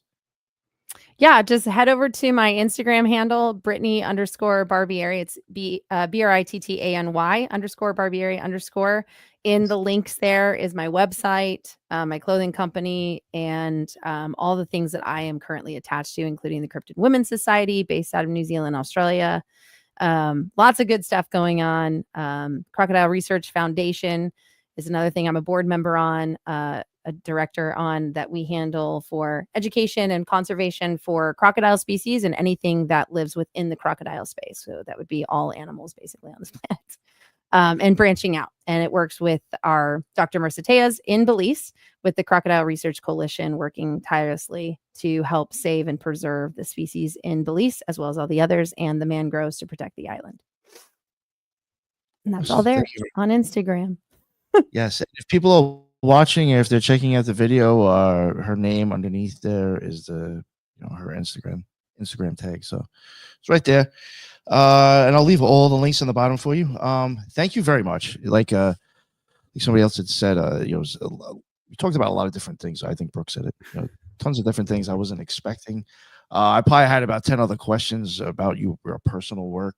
Maybe we can get you on it one other day and talk about some other stuff. But thank you again. That was a lot of fun. That was really interesting stuff. Again, I guess I wasn't expecting you to be such a conspiracy theorist as well as a. I love it. When you dabble in it all, you have to question. Yeah, no, well, I know some that aren't. So it was pretty cool. So thank you. I thoroughly enjoyed it, and thank everybody in the chat. The chat was off the hook. There was a lot of great things going on there. Thank you everybody from all channels. Yeah, and thank you for the other channels that stopped by and said what's up. I appreciate it. And that's the end of another Occult Rejects. And until the next one, everybody be well. Later.